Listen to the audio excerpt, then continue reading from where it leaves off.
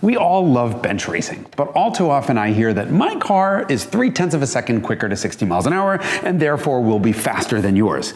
And yet that's not the case. The test says it will, but the test is flawed. We human beings love to boil down unbelievably complicated things into a single data point, like horsepower, miles per gallon, or calories per serving. That doesn't work. See, if the only measure of the goodness of ice cream was calories per serving, it could be made out of horse manure and Crisco, and you'd think it's better than Ben & Jerry's.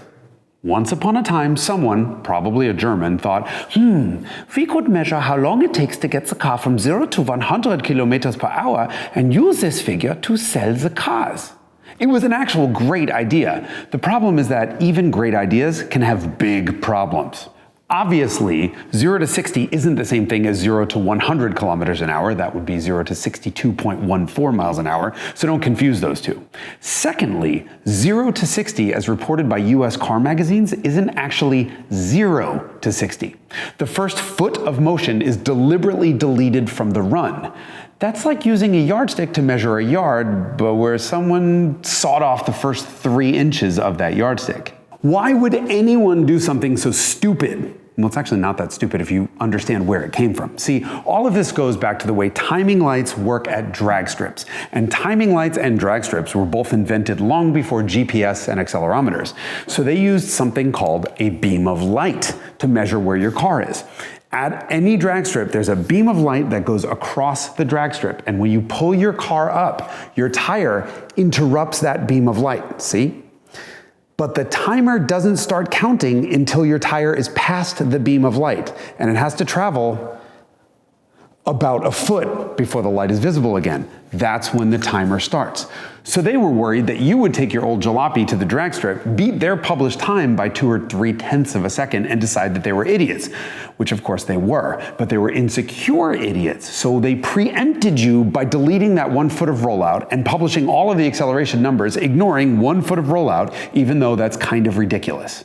Depending on a number of factors, that 1 foot of rollout takes 3/4 of a second, which wasn't really a big deal back when cars had 40 horsepower. But when the whole 0 to 60 run takes only 2.5 seconds, lopping off 1/3 of a second is a pretty big deal. This same insecurity also leads car magazines to do absolutely anything possible to get the best launch to 60. Trust me, you have never done anything to a rental car that's nearly as abusive as what we do to test cars all the time. It doesn't matter what it takes. Sweeping off parts of a gearbox off the test strip for an hour is worth it if we beat the other guy by 1/10 of a second.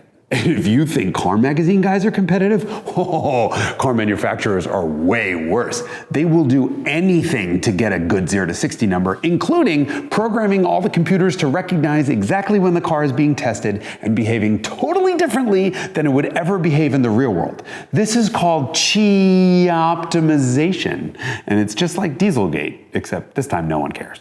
But the point here is that 0 to 60 yardstick is so important to car companies that car companies do things just to get a better 0 to 60 number, even if it means making the car worse in the real world.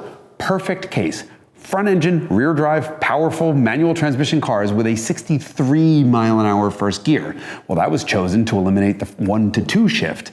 Well, the car might be better on a 0 to 60 test, but it would be way faster and way more fun, by the way, if it had a shorter first gear. If you want a better indication of what a car's potential acceleration is, well, you would look at 2 factors, both the elapsed time and the trap speed down the quarter mile, but you're too lazy to do that. And besides, quarter mile doesn't take into consideration how long it takes modern turbocharged cars to react to full throttle.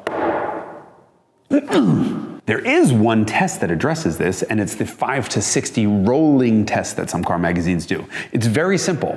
They get the car up to exactly 5 miles an hour and slam on the gas. They have a little pressure sensor at the bottom of the gas pedal, so the timer starts exactly when they reach full throttle, and it stops when they hit 60 miles an hour. This takes that abusive launch completely out, and some really cool stuff happens here. Take, for example, a Subaru WRX STI. It will rip off a 5.3 second 0 to 60 if You redline clutch dump it, you shift like you have stock in Fuji Heavy Industries, oh, and if you ignore that first foot of rollout.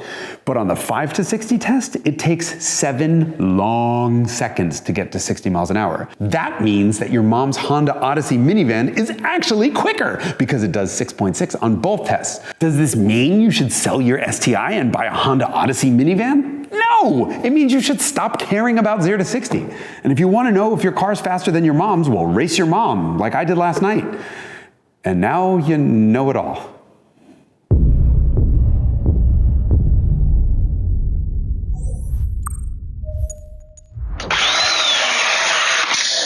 You're not an idiot. You know how this stuff works. Like, subscribe, comment, and don't forget to check out the Hagerty Drivers Club.